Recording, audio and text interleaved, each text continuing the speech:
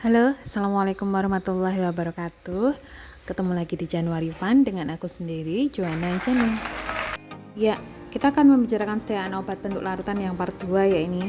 Untuk part pertama mungkin masih ingat ada kompetensi dasar yang kita tuju, yaitu definisi, keuntungan dan kerugian dari sediaan cair atau sediaan larutan ya. Kemudian faktor-faktor yang mempengaruhi kelarutan zat. Nah, untuk part kedua ini kita akan membicarakan kompetensi dasar yang ingin kita tuju, yaitu mengetahui jenis sediaan obat bentuk larutan ini. Nah, sudah tertulis di bawah bahwa ada jenis sediaan larutan oral dan topikal, ada dua ya jenisnya ya. Kita akan bahas satu persatu. Oke, jenis sediaan larutan obat ada dua. Yang pertama adalah larutan oral dan larutan topikal. Untuk larutan oral yang sisi kiri ada 5 macam ya, ada pocho, elixir, sirup, pocho netralisasi, saturasi, dan effervescent. Kemudian ada gute. Kita lanjut yang jenis larutan obat yang kedua adalah yang sisi kanan ya, ada larutan topikal. Yang pertama topikal untuk mukosa mulut. Di situ ada gargarisma, litus oris, gute oris. Kemudian ada topikal untuk permukaan tubuh, ada lojo. Kemudian yang ketiga topikal jenis lain-lainnya ada collyrium, gute ophthalmice, gute nasales, inhalasi, leveman atau enema, Dutch epithema. Kita bahas satu persatu, mari. Kita akan bahas satu persatu, dimulai dari larutan oral terlebih dahulu. Yang pertama, kita akan membicarakan definisinya terlebih dahulu. Definisi dari larutan oral yaitu sediaan cair yang dibuat untuk pemberian oral, mengandung satu atau lebih zat dengan atau tanpa bahan pengaroma, pemanis, atau pewarna yang larut dalam air atau campuran kosolven. Kita mulai dengan contohnya. Yang satu, potiones atau obat minum adalah solusi yang dimaksudkan untuk pemakaian dalam atau peroral. Selain berbentuk larutan, dapat juga berbentuk emulsi dan suspensi. Kemudian yang elixir adalah sediaan larutan yang mengandung bahan obat dan bahan tambahan berupa pemanis, pengawet, pewarna, dan pewangi sehingga dapat memiliki bau dan rasa yang sedap, dan sebagai pelarut digunakan campuran air etanol. Etanol di sini berfungsi untuk mempertinggi kelarutan obat ya. Dapat juga mengandung gliserol, sorbitol, atau propylenglikol. Sedangkan untuk pengganti gula bisa digunakan untuk sirup gula. Nah, untuk yang contoh ketiga adalah sirup. Ada 3 macam. Sirup simplek atau sirup gula ya, yang mengandung gula 65%. Kemudian sirup obat mengandung satu atau lebih jenis obat dengan atau tanpa zat tambahan, digunakan untuk pengobatan. Kemudian contoh sirup yang ketiga ada sirup pewangi, tidak mengandung obat tetapi mengandung zat pewangi atau penyedap lain. Nah, fungsinya di sini untuk menutupi rasa atau bau obat yang tidak enak.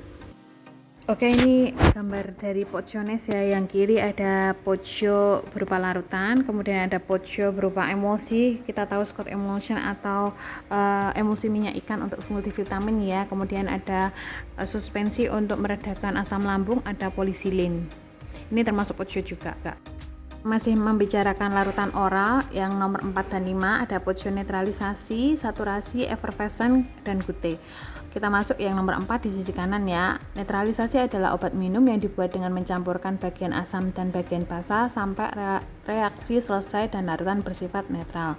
Contohnya solutio citratis magnesii, amygdalas ammonicus. Nah, mungkin kalau kita nanti kedepannya udah mulai praktikum, nah kita akan mempraktekkan netralisasi ini. Kemudian ada saturatio adalah obat minum yang dibuat dengan mereaksikan asam dan basa, dengan catatan gas yang terjadi atau reaksi yang terjadi pengeluaran gasnya itu ditahan di dalam wadah ya, sehingga sediaan larutan ini jenuh dengan gas. Nah, mungkin juga nanti kita akan bisa praktikum ke depannya nanti. Nah, kemudian ada pocho effervescent adalah saturasi CO2 yang lewat jenuh. Ini contohnya misalkan kalau ada anak-anak bikin larutan redoxon atau CDR ya. Oke, larutan oral yang kelima atau terakhir ada sediaan gute atau drops. Ada sediaan cair berupa larutan, emulsi atau suspensi apabila tidak dinyatakan lain ya, nggak ada embel-embel gute apa. Nah, ini yang dimaksudkan untuk obat dalam atau diminum. Ini yang mungkin anak-anak sering lihat di keseharian ya, tetapi tidak tahu ini termasuk larutan oral yang jenis apa. Nah, ini dari kiri ke kanan secara berturut-turut ada elixir, ada sirup pemanis ya tadi ya, ada drop atau gute. Oke, tadi kita sudah membicarakan larutan oral kelima jenis ya. Mari kita lanjutkan untuk membicarakan larutan topikal. Ada 3 jenis. Yang pertama kita tentunya ngomongin tentang definisinya terlebih dahulu, yaitu larutan topikal adalah larutan yang biasanya mengandung air tapi seringkali juga pelarut lain, misalkan etanol, untuk penggunaan topikal pada kulit dan untuk penggunaan topikal pada mukosa mulut. Jenisnya ada 3 ya. Yang pertama ada topikal untuk mukosa mulut, dan ada beberapa jenis di topikal untuk mukosa mulut ini. Yang pertama ada Gargarisma. Gargarisma ini adalah obat kumur ya. Sediaan berupa larutan umumnya dalam keadaan pekat yang harus diencerkan terlebih dahulu sebelum digunakan. Biasanya dipakai untuk pencegahan atau pengobatan infeksi tenggorokan.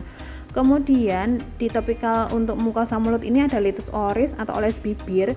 Cairannya agak kental dan pemakaiannya disapukan atau dioleskan ke dalam mulut. Biasanya anak-anak mungkin sering lihat ya di apotek sediaan tetes boraks gitu. Tapi ini boraks untuk yang sariawan itu.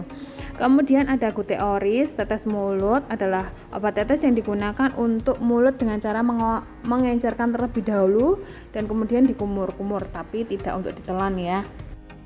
Kita tadi membicarakan Gargarisma, ini yang sebelah kiri biru ya, contohnya ada betadine, kemudian litus oris atau oles bibir ada boraks yang kadang-kadang anak-anak di apotek beli bukan untuk oles bibir tapi dipakai untuk pembuatan slime ya, tapi ibu kurang tahu apa benar itu.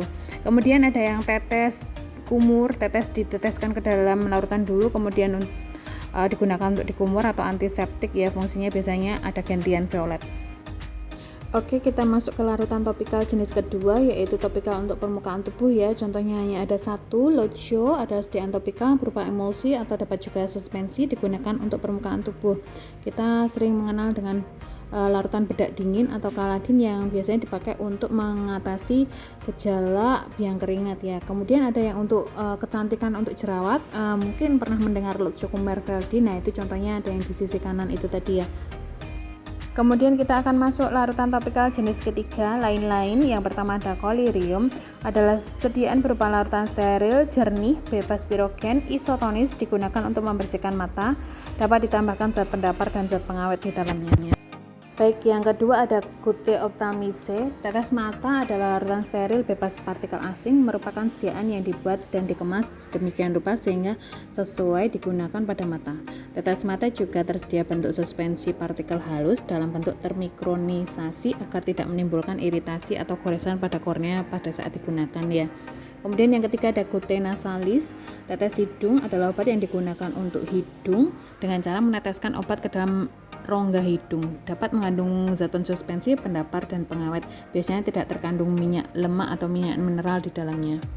Ini merupakan contoh, mungkin anak-anak sering melihat ya di iklan televisi. Yang di sebelah kiri ada bentuk Collyrium atau sediaan larutan yang untuk cuci mata ya. Nah, ini ada sediaan bermerek dagang Irins. Biasanya dimasukkan ke dalam cup pencuci mata larutannya, kemudian dicucikan ke mata, dipaskan ke mata agar matanya atau bola matanya tercuci dengan larutan tersebut. Nah, yang di tengah ada Vicin ya, mungkin anak-anak tahu Gute Ophthalmicae ini Vicin kalau di iklan di televisi ya. Kemudian untuk tetes hidung cara penggunaannya seperti itu, ibu memang tidak memberikan mereknya ya, tapi ini anak biar tahu cara penggunaannya seperti itu, diteteskan ke rongga hidung. Kita masuk larutan topikal yang jenis lain-lain. Yang masih kita omongkan adalah yang inhalasi nomor 4 ya. Merupakan sediaan yang dimaksudkan untuk disedot oleh hidung atau mulut atau disemprotkan dalam bentuk kabut ke dalam saluran napas. Tetesan butiran kabut harus ragam dan sangat halus sehingga dapat mencapai bronkioli. Kemudian yang nomor 5 ada Leveman, enema atau klisma nama lainnya. Cairan pemakaian per rektum atau kolon yang digunakan untuk membersihkan, menghasilkan efek terapi setempat atau sistemik. Enema yang digunakan untuk membersihkan atau penolong pada saat sembelit atau pembersih feses sebelum operasi, tidak boleh mengandung zat lendir. Selain untuk membersihkan, dapat berfungsi juga sebagai carminativa, emolien. Oke, kita masuk larutan topikal jenis ketiga atau jenis yang lain-lain. Contoh nomor 6 ada Dutch, ada larutan dalam air yang dimasukkan dengan suatu alat ke dalam vagina, baik untuk pengobatan maupun untuk membersihkan, karena larutan ini mengandung bahan antiseptik. Kemudian contoh topikal lain-lain yang terakhir ada Epitema atau obat kompres, adalah cairan yang dipakai untuk mendatangkan rasa dingin pada tempat yang sakit atau panas ya. Biasanya dipakai juga untuk mengompres luka. Nah, ini contohnya adalah Rivanol. Nah, ini contoh larutan topikal nomor 4 sampai nomor 7 ya. Ada inhalasi sebelah kiri sendiri biasanya dipakai untuk terapi asma. Kemudian ada mikrolak, yang dimaksud ini adalah sediaan yang berupa enema. Kemudian ada Dutch untuk membersihkan saluran vagina dari betadine yang ada aplikatornya. Kemudian yang contoh Epitema ada Rivanol yang biasa digunakan untuk kompres luka. Sekian untuk sediaan obat bentuk larutan hari ini. Kita tadi udah mendapat informasi tentang jenis larutan obat yang merupakan kompetensi dasar juga, semoga bisa dipahami. Kemudian di next pertemuan kita akan membicarakan tentang cara pembuatan sediaan larutannya dan perhitungan farmasi. Terima kasih. Wassalamualaikum warahmatullahi wabarakatuh.